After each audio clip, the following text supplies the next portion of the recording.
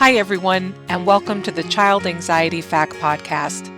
My name is Dawn Friedman, and I'm the owner of Child Anxiety Support, a membership for parents of anxious kids. I have my master's in clinical counseling and additional postgraduate training in child anxiety disorders, including exposure and response prevention and the Supportive Parenting for Anxious Childhood Emotions program, or SPACE program, which was designed by Dr. Ellie Lebowitz of the Yale Child Study Center. I'm also certified in infant-toddler mental health. FACT stands for Frequently Asked Questions, and each week I'll be answering your questions about childhood and teen anxiety. Let's get started. This week's question is it okay if I miss school because of anxiety? This is from a message I received on the podcast page from a young teen. They're facing down the start of school and feeling overwhelmed. I don't have more info from this person. They posted anonymously, so I don't know much about their anxiety, like how it started or the shape of it or how they've dealt with it so far. I do know that they're going to be a sophomore this upcoming year and that they are specifically looking for support to tell their parents that it's okay for them to take a break when they need it, which is not actually what I'm going to say. So first, young friend, if you're listening, I am sorry that you're struggling. I also struggled with going to school at around your age and used to beg my mom to let me stay home. I want you to know that I hear you and I support you in figuring this out. I hope that you will continue to talk to your parents, and I also encourage you to think about getting counseling. If your parents aren't willing or able to help you connect with a counselor, or if that's not something that feels right to you right now, I am also going to encourage you to reach out to your guidance counselor at school. They can help you maybe figure out things to do in school, maybe connect you with other resources. And if that doesn't feel accessible or appropriate either, there are lots of great workbooks about anxiety in teens, and you can look on Amazon at reviews to see which ones people like, or maybe go to the library to check them out, and those can be helpful too. The important thing for you to know is that ultimately anxiety needs to be faced. I don't mean in a pull yourself up by your bootstraps kind of way or a tough love kind of way. I mean that the cure for anxiety is learning to deal with your anxiety, which we learn by facing the things that scare us. That's the crux of it. How you do that is very personal, and it doesn't need to be all or nothing. Just hold it in your mind that facing your anxiety is ultimately going to help you, and then you can kind of play with how best to do that. Some of us face anxiety in the same way we get into a cold pool. We just jump right in. We let ourselves get kind of smacked in the face with the discomfort, and we hang in there until we acclimate. Now, this is not me, and maybe this is not you. Generally, how I do it is I'm a slow to warm person. So when I get into a pool, I get in at the shallow end and I creep my way towards the deep end, slowly getting used to the water an inch at a time until it feels comfortable. Both ways are totally legit. Both ways end up with us fully in the pool. So you get to think about the way you want to acclimate to anxiety. Most of us who are anxious are shallow end people, not always, but usually.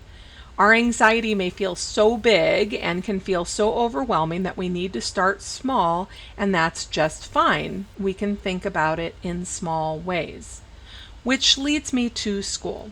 Again, I don't know the details of your specific anxiety experience, so I'm going to talk about school refusal in a very general way, and hopefully you can make some sense of it in the context of your unique experience. Obviously, my advice is not a substitute to getting your own counselor and getting your own specific counseling support. This is just general information from an anxiety podcast. So school refusal in the teen years is usually about social anxiety. For me, that was definitely some of it. And also I just felt kind of disillusioned about school.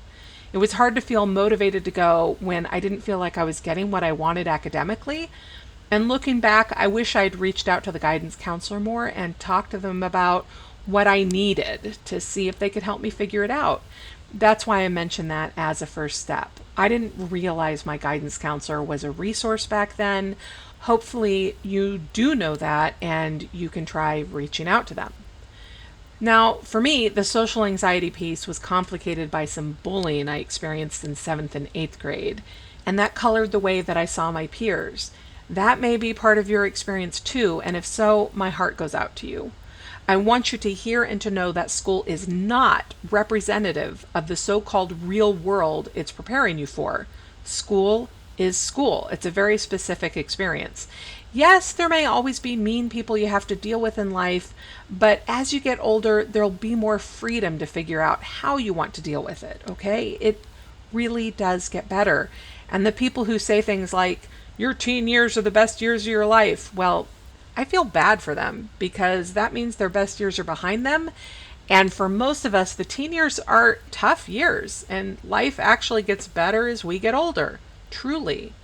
I'm telling you, being a grown-up is not as scary as you might think, and actually has lots of opportunities for fun. All right, so let's get back to anxiety.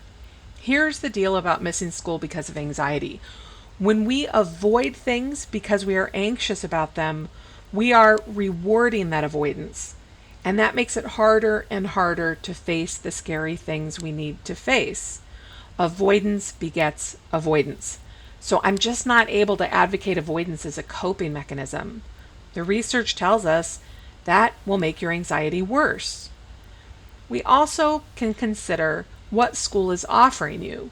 School is about academics, and it's about a particular kind of socializing. If a school experience is a poor fit for someone and that's causing anxiety, like if the bullying is making it unsafe, or if a child or teen has learning needs that aren't being addressed by the school, then pulling that person from school might make sense if we have a plan for academics and socializing. In other words, I don't recommend that a child or teen leave school to do fully online school alone at home without social opportunities. And I do mean face-to-face opportunities, not just online ones. Being online is fine. Having online friends is great. I value that online friends matter, that they are as real as in-person friends, but we do all need to practice the socializing in real life, in face-to-face interaction, in the actual space, not meta, not in chat rooms, not in voice chat on Minecraft. We actually do need to learn how to be with people. We need to figure out how to manage social expectations around things that can be difficult for those of us who are socially anxious, like eye contact and the nuances of back and forth conversation. Now, that's not to say that there is just one way to do that and you need to be good at that one way. I often talk to families whose children are neurodiverse, and those children's needs are different, and that's fine. An autistic person, for example, should not be forced to mask, but they do need to figure out how they want to support themselves while navigating social life, like whether or not they do want to mask, in what context they might want to mask, and do they want to work on specific social skills? Do they want to figure out how to find a community that doesn't demand any of this of them? Those are all conversations we need to have around socializing, which is to say, learning how and if you want to fit into the mainstream world, I've got air quotes around mainstream, is part of the job of growing up. And also finding the places in the world that love and accept us without us having to do any of the things that the quote mainstream world demands. Those places that love and accept us no matter how we present do exist. They might be a little bit harder to find, but they're there. Sometimes when I'm working with these families, we're talking about ways to find a social support system for their child who will let their child be exactly who they are and doesn't demand that they be different. They can be harder to find, especially for people who live in small communities, but again, they're out there. It means maybe giving up the idea of having a wide circle of friends as a goal, because not all of us need a wide circle of friends. We may just need one or two people who really get us and can support us. Maybe that means finding a tutor who understands how we learn and can help us work with those skills and talents. Maybe it's finding a mentor who shares our passion about a very specific hobby or topic. If leaving school as a big picture solution doesn't make sense and truly isn't available, and that is a fact for most of us, then you're going to have to go. But you can still look outside of school for those pro-social opportunities, because those opportunities can help us deal with the social demands of school. It's not as painful to eat alone in the cafeteria if we know that after school we're going to go to the library and hang with our D&D group, or go to choir practice, or connect with that mentor who can remind us that school is not the end-all and be-all of our experience. I know that's big work, and we're also talking about the day-to-day coping and going to school when you're anxious and would rather stay home, right? In that case, I want you to remember the metaphor of the pool. Think about ways to take baby steps. Again, your guidance counselor can be a help here, and parents can be advocates. And if you have one teacher who seems to get you, you can reach out to them. When we think about those baby steps, we can think about, what do we need to get through the day at school? If you painted your ideal day at school, acknowledging that you'd rather not be at school, but let's just paint your ideal day if you have to go, what would help? Think about it. Is it breaks? Is it being able to listen to your music sometimes? Is it being allowed to wear sunglasses or keep your hood up when you need to? Is there a particular class that's more challenging? What makes it more challenging? Is there a particular class that's better? What makes it better? Mapping out your day may help you come up with some specific ideas that can ease you into that cold swimming pool. But full-on avoidance is not it. Basically, you're going to need to think about how to face your anxiety, those little baby steps into the deep end, as best you can. I wish I could give you more specific advice, but obviously that's way beyond the scope of a podcast. But what I hope I've given you is some places to start thinking about it and some ideas.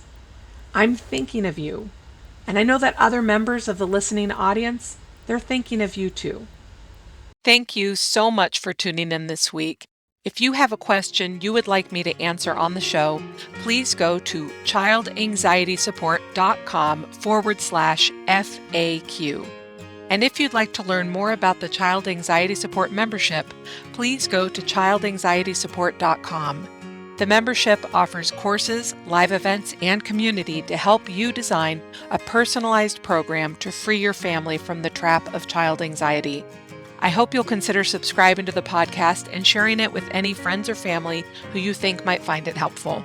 You can get more of my child anxiety content over at Instagram, where I'm Dawn Friedman, MSED, or on Facebook at the Child Anxiety Support page. Thanks again, and have a great week.